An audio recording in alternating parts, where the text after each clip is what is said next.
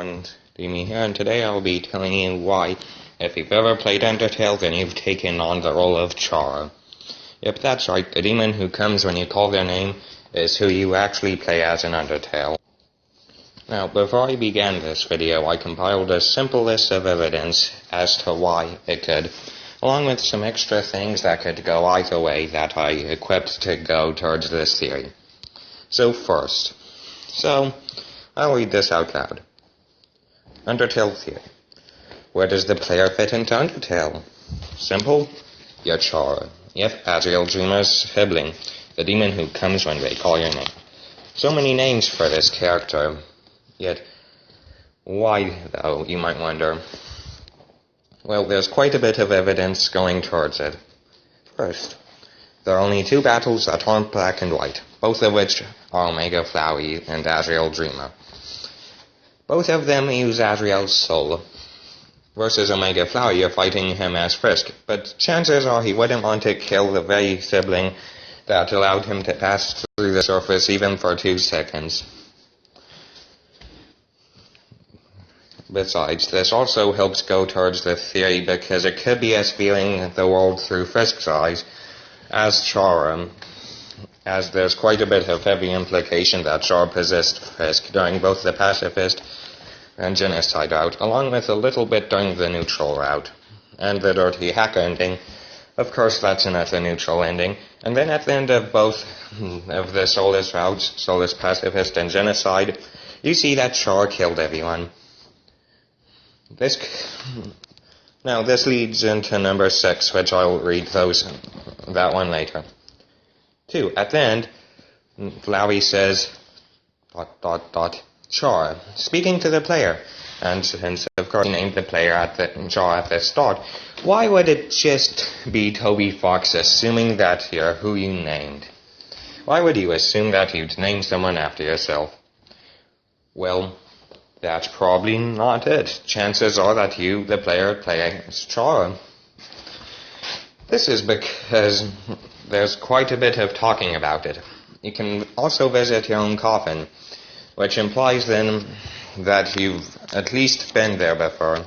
As it says, quote, you didn't notice this before, but now you notice that there are mummy wrappings on the bottom. Chara's body isn't in there during any other routes, however. 3. Even though you probably wouldn't eat buttercups to save monsters, which is probably the very reason why you're going up against this theory, chances are you wouldn't want to die just to save one race that's been stuck underground forever. How else would Undertale start, like just Chara falling down and then trying to find a way to break the barrier? It'd be boring being Chara full-time, since in the overworld we play as Frisk. And then, like Frisk, Chara's non-binary. This infers that the player is Chara. That we, the player, are Chara. As chances are Toby Fox would add in a second-place gender for Chara if they weren't the player. Yet they're not the player. Now, you might be saying that Now, a lot of people say that Chara's female, but then again, no one ever says he or she when referring to Chara. And I'm going based off of solely the war. Another thing is that it could be a true tale of redemption to do true pacifist, as after being able to spell Lemonhead, Chara, aka your subconscious, said, could this be goodbye? Referring to the fact that this is the last time you'll be able to meet them and pass until you do a reset. It's also worth pointing out that during the Papyrus fate, you see love meters, which you never see at any other point. 6. After beating genocide, could be Chara finishing what they began, choosing not to... If you choose not to kill everyone, then you'll be the one who dies. But no matter what, you have to sell your soul, which could imply we're having an internal argument with ourselves, choosing to sell our soul as living evil Chara, or ourselves, or an evil version of ourselves when taking control of our soul.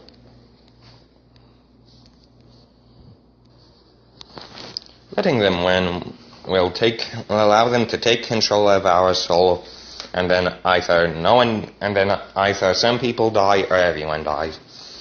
since Solus only affects pacifists, not only affects pacifists and genocide, not the over 40th and things. Yet, chances are you'll only do pacifist or genocide. If you choose neutral, then of course not everyone dies, as you've had to spare some people, or at least not kill everyone within the underground. So that means then that there'll at least be one right. That'll mean then that you finished the war against monsters. And that means then that you killed all the monsters after one genocide route, unless you do a neutral route afterwards. Yeah, most people will probably go pacifist or genocide. So that's it with the theory. And boy,